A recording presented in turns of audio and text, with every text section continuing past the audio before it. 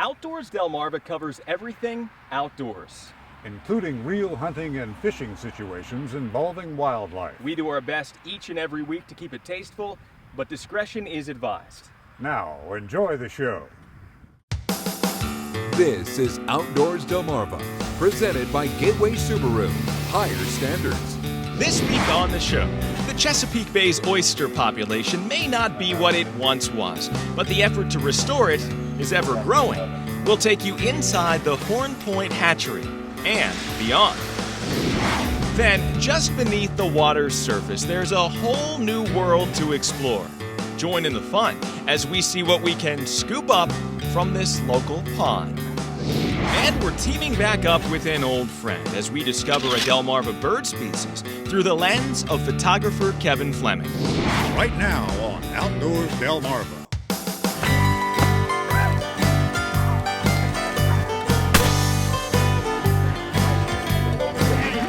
All right, how you like that fish? This is Outdoors Delmarva, presented by Gateway Subaru. And now, here's Mike Parker. Thanks for watching Outdoors Delmarva. I'm Mike Parker. Captain Willie Dykes will be stopping by in just a few minutes. Well, you know, there are some things that are just synonymous when you're talking about Chesapeake country. And maybe at the very top of that list would be oysters. So that's why we're here right now at the University of Maryland Center for Environmental Science, Horn Point Laboratory in Dorchester County. And the scientists here have their hands full working to restore the Chesapeake Bay's once thriving oyster population. But it's a long and tedious process, and problems with oysters out on the bay can't be solved overnight, though they're working on it. And recently, we got an inside look at how it's all happening.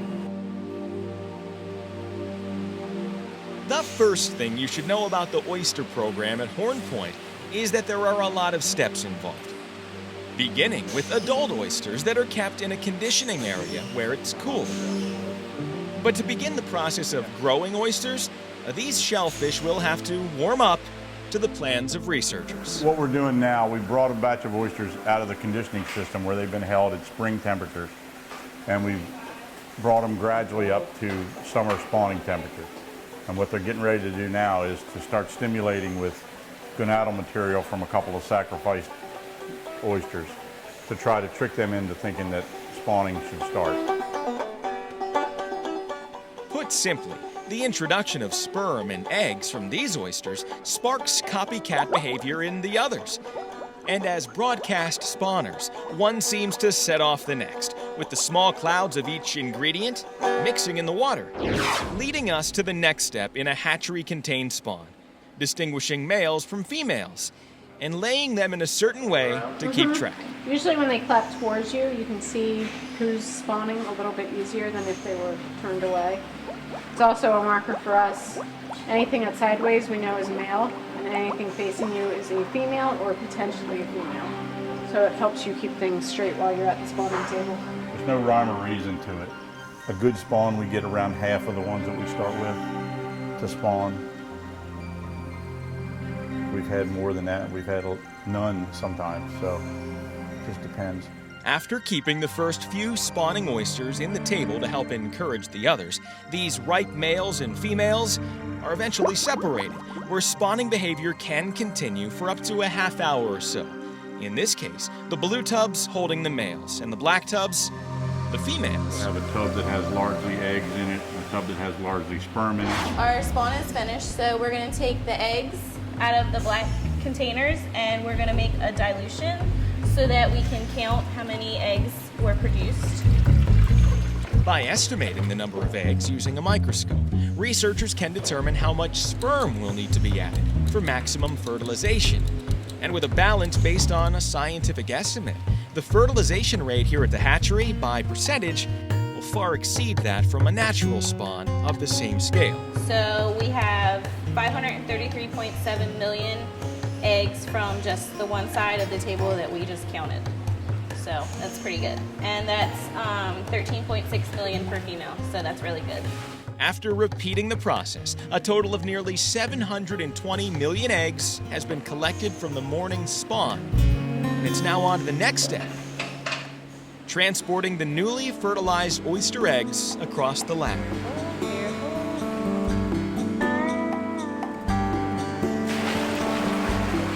and placing them into large holding tanks. It's where they'll grow and feed for several weeks, eating a diet of various types of algae, also grown specially at the Horn Point Lab, in easily its most colorful room. And each feeding is carefully administered by computer. We're doing this to try to bring healthy oyster populations back to the Chesapeake Bay for both their ecological benefit and for the commercial benefit that the species once brought to the state of Maryland. We've been using this hatchery to try to produce hundreds of millions of baby oysters to restore areas either for sanctuaries or for harvest, or even more recently to work with Maryland's private oyster fishery, trying to get people actually farming oysters. After several weeks of growing inside the lab's swimming tanks, the next step is to sort the larvae by size in a process called grading. Passing through various sifting trays, an estimated count of larvae is taken, before mature ones are then separated again into bundles of a little more than 3 million larvae each. Come on, baby. Ah, there we go. From there, the bundles of larvae move on to the next step, a field trip. We are leaving the oyster hatchery and we are headed down to our new setting pier. Just a short distance away, the bundles of oyster larvae will now find a new home inside these outdoor setting tanks, filled with tens of thousands of cleaned oyster shells. Depositing one bundle per tank, natural instincts will soon kick in, and the larvae will attach themselves to the shells. After just 48 hours, researchers return to examine the progress and hope for uniformity, not too many larvae per shell, which doesn't always happen. These guys wanted to be near their friends. I mean, there's probably easily about 100 spat per shell. We don't want to see that because we've wasted some larvae. In nature, not all 100 will actually survive to mature, so we don't want to overstock the shells either. And this is what I want to see. Probably 15 to 20 of them, knowing that these guys will grow up into a nice clump. Eventually, larvae will develop into full-fledged oyster babies, known as spat. And it's about all researchers can do to prepare them for the final step, known as deployment. Members of the Oyster Recovery Partnership man the pier, lifting the cages of shells and spat onto the deck of a specially designed vessel, known as the Robert Lee. So to complete the oyster circle of life at Horn Point, we'll be following along up the Choptank River several miles to the Harris Creek, where the Robert Lee settles atop an existing oyster bed where the summer's work has been heavily focused. And within just minutes of arrival, the oysters are released into the depths. Tens of thousands at once, pushed steadily along by a powerful thrust of water. Well, I like to think that what we're doing here is going to make a difference, that we're going to learn how to bring oyster reefs back to the Chesapeake Bay, because Chesapeake Bay can't really be healthy or look anything like it used to look without a healthy oyster population. So just some amazing people and an incredible partnership that makes things happen here with the oyster program at Horn Point Laboratory. But after following these oysters from hatchery-raised larvae to the spat that will now fend for themselves in the wild in the waters of the Harris Creek, you've got to wonder, how do they know it's working? Well, trust me, many of these beds are monitored closely, and that includes the occasional deployment of dive teams to go down to the bottom and see exactly what's growing. Coming up next on Outdoors Delmarva, did you ever wonder what was just beneath the surface in a pond like this? Well, to find out, we're going to need a net and maybe a kid or two. But first, did you know? Unless in the act of spawning from the outside, it's impossible to tell male oysters from females. What other factor makes predicting an oyster's sex so difficult? The answer when we come back. You're watching Outdoors Delmarva, presented by Gateway Subaru. Higher standards. Sponsored by Ocean City Tourism, Shorts Marine, and Shooter's Choice. Outdoors Delmarva will be right back.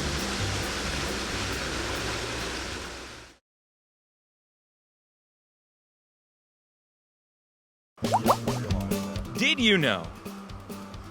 Besides having no external features to distinguish males from females, oysters also have the ability to change sexes at some point during their lifetime. Did You Know is sponsored by North Bay Marina. Thanks for watching Outdoors Delmarva. I'm Captain Willie Dykes. We're here at Pemberton Historical Park in Wicomico County, where for the youngsters, summer can be a very special time. You see, when the regular school year ends, this great big outdoor classroom right here is just getting started. And this week, we're here in the middle of the semester to learn a lesson on what lives right underneath the surface of that pond. The Pemberton Historical Park Summer Camp offers kids the chance all summer long to learn about nature. And you don't have to travel to exotic locations to see some of the most interesting creatures we're lucky enough to have as neighbors here on Delmarva. And we have a baby 5-line skink with his blue tail. Look at his tail at the sun there if you can. He is a pretty thing. These guys are just going to this pond here. We're getting out 2 nets today to see what we can see. The younger kids will be seining the pond with this small 3-foot by 10-foot net. And after a few minutes out, they've got something. All right, bring it up. Grab the back of the net. Hurry up. Go put him in a bucket. Go put him in a bucket. Whoa! Yeah, they got one. It's pretty exciting. They'll put their finds in these small holding tanks for later discussion in the classroom. But for right now, there's more discoveries to be made, and the older kids aren't fooling around. They're breaking out the big net, which measures 8 feet wide by 100 feet long. With some areas of the pond measuring over 8 feet deep, it's up to Ranger Bob Kreider to take the lead for safety purposes. And before you know it, they've made a semicircle already full of specimens ready for hauling in. Okay, guys, go ahead and back right on up to the edge. Come on. Tyler, there's a hole The contents of the net contain a lot of the muddy bottom, so hauling in the net is slow going. I wouldn't call it mud. It's more like the primordial ooze that all life began in at one time or another, and it looks like it's still just as full of life. With a few surprises showing up on the exposed net. Come here. You got to see it. That is a huge spider. Like these huge, hairy fishing spiders. These predators feed on small fish in the pond, like tadpoles and minnows. While they live in the vegetation surrounding the pond, they can travel along the surface tension of the water, then break the tension to feed on anything they can catch beneath the surface. This female is carrying an egg sac. As we get closer to hauling our discoveries onto land, we find lots and lots of bluegills in the net. Okay, on the count of 3, everybody back up slowly. 1, 2, 3. And with one last great effort, we haul ashore what seems to be one big pile of famous Delmarva mud. Cool. It's a sea monster. Keep going, wait, don't. But this mud is full of creatures that deserve a better look, and the kids are going to have to get their hands dirty to discover their secrets. And what they find sheds light on a whole new world, like this American eel. Most of the time, these guys are nocturnal, so you don't usually get them during the day. They sit down in the mud, but we actually probably dug him out of his place. People get a little afraid. There's no reason to be afraid. We got a dragonfly nymph and a crayfish right here in the dregs of the net. Here we go. Let me get out. And sometimes the pond's residents don't mind getting a taste of the outside world as well. Now he's pinching me. Ow, and this thing's starting to bite.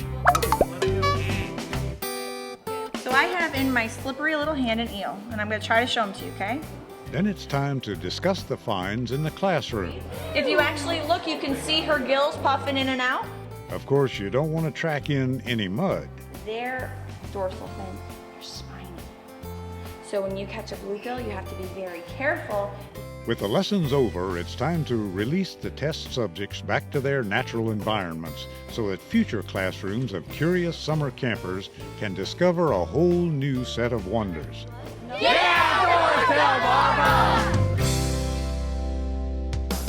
Coming up next on Outdoors Delmarva, we're teaming back up with an old friend as we discover the great egret through the lens of photographer Kevin Fleming.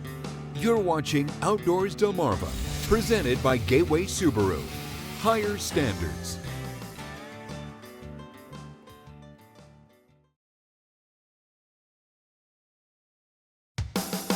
This is Outdoors Delmarva, presented by Gateway Subaru.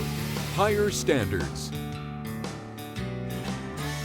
Thanks for watching Outdoors Delmarva. I'm Captain Willie Dykes. You know you can capture any wildlife on Delmarva with one of these little point and shoot guys. But if you want to see the details, we'll have to leave it to the professionals. Our friend photographer Kevin Fleming takes us into the world of Delmarva's egrets. Great egrets are big, they're majestic, they're white, they look regal, they look like they're from another time. This is a rookery in Indian River Bay that has great blue herons and great egrets like these guys. And it has one tree left, and if you're perched on top of the tree, the next heron coming in is probably going to come in and knock you off. There's a lot going on with great egrets in their behavior world. They fight a lot, they nest in big colonies, you can find big numbers of them. This was up at Bombay Hook National Wildlife Refuge, and the crimson-eyed rose mallow was blooming in the background, and it just made such a perfect picture. It's just such a beautiful Delmarva scene, and I was very lucky to catch it. I don't think I've ever seen that many great egrets together at one time. This one might be called the leader of the band because it's a great egret. Coming in, I caught it just as its wings were all the way out and it had just touched down in the water. And it was a beautiful August morning that was backlit, the sun was behind me. There was enough haze in the sky to make it really soft light, so it gives you kind of a very special effect with the lighting. Yeah, this is a great egret over lily pads, and I was in a helicopter, and this is one of the photographs that you almost get airsick when you're shooting it because you're turning around the bird as it's taking off. And you're looking through a telephoto lens, which makes everything spin around under you. It's one of the few times I've almost gotten airsick, but I remember that I really tried to stay on the bird and get it because it was a perfect background. Well, this is 3 great egrets and a great blue heron on my favorite rookery in Indian River Bay, and that's the one tree that's left there. Clear skies are horrible for landscapes and pictures like this. If there hadn't been any clouds in the sky that morning, it would have been some sort of blue or maybe orange, but with not an interesting background. The one's about to knock off another one, and it happens all day long there. It's whoever is on the perch gets knocked off. They're only here on Delmarva in the warm months. They go south to Florida and the Carolinas and Georgia, and farther south in the winter months. So when you see the first great egret in March, it's always a good thing. And now it's time to check in with an old friend. Here's this week's Scorchy's Corner Classic. The glitter isn't gone from the Ocean City scene with the passage of Labor Day.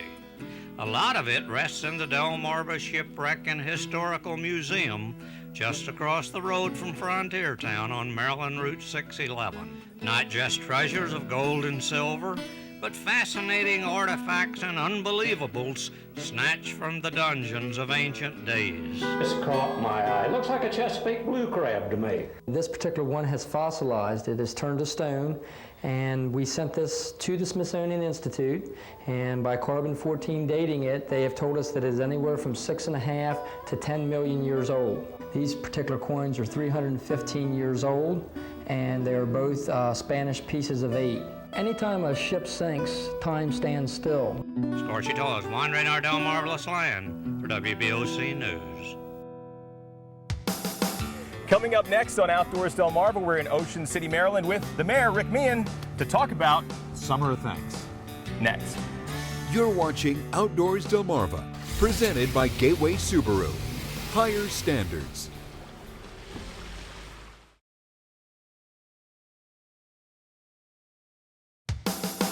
This is Outdoors Delmarva, presented by Gateway Subaru. Higher standards. Thanks for watching Outdoors Delmarva.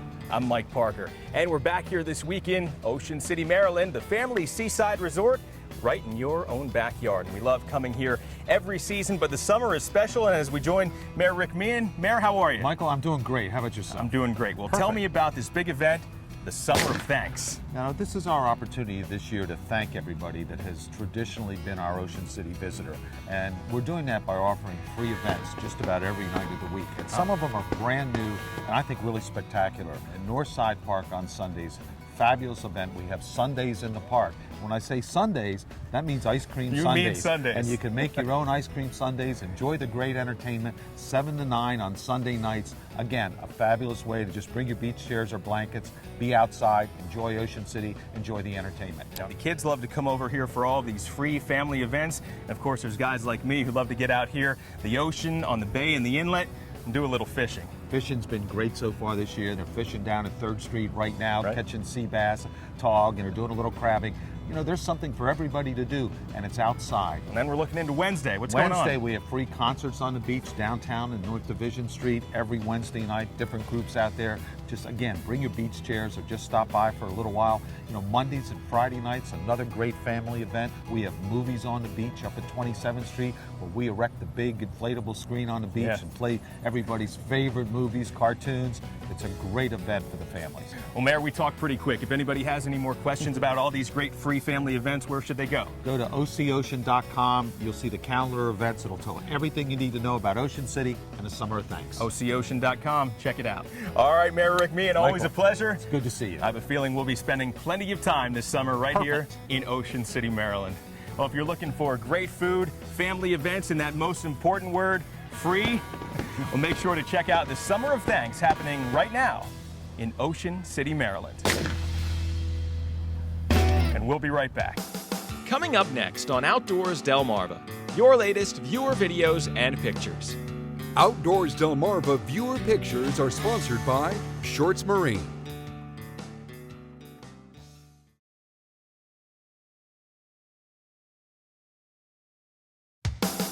This is Outdoors Delmarva, presented by Gateway Subaru. Higher standards. Sponsored by Ocean City Tourism, Shorts Marine,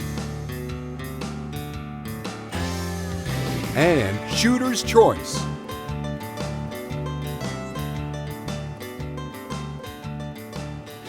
It's time now to take a look at some of the videos and pictures sent in by our own Outdoors Delmarva viewers. And we begin with some viewer venture cam video courtesy of Dr. Catherine Smoot of Salisbury. Catherine was enjoying a day on the Chesapeake Bay with friends in Virginia recently when they spotted several large pods of dolphins near the mouth of the Rappahannock River. No one on board had ever seen so many in the bay, so they decided to enjoy the moment. Catherine's brother at one point even attempted to swim with the dolphins. Hey, who says you need to go to places like Hawaii to do this? Thanks for sharing. Larry Mosier from Salisbury contributed some video a few weeks ago, and we hooked him up with a couple of Outdoors Delmarva hats for his grandkids, Ryan and Jordan. Now, it looks like they were good luck out on the Cambridge Marina, where the kids caught lots of fish. Mary and Keith Lieber from Georgetown found an interesting visitor on their front screen door. This eastern fence lizard was catching some rays, apparently. But don't worry, guys, unless you're an insect, this little guy is harmless. And our friend Bob Kreider from Parsonsburg, who we went seine netting with earlier in the show, sent in this shot of a female 5-lined skink, another lizard found on Delmarva. Now we're guessing from what we know about these creatures that she was defending her nest. Well, we love sharing your outdoors videos and pictures here on the show, so please keep them coming. Just email me at mparker@wboc.com. And make sure to like us on Facebook, too. And you can post your videos and pictures right to the Outdoors Delmarva Facebook page. Until next time, for my partner, Captain Willie Dykes, I'm Mike Parker, reminding you to get outdoors, Delmarva.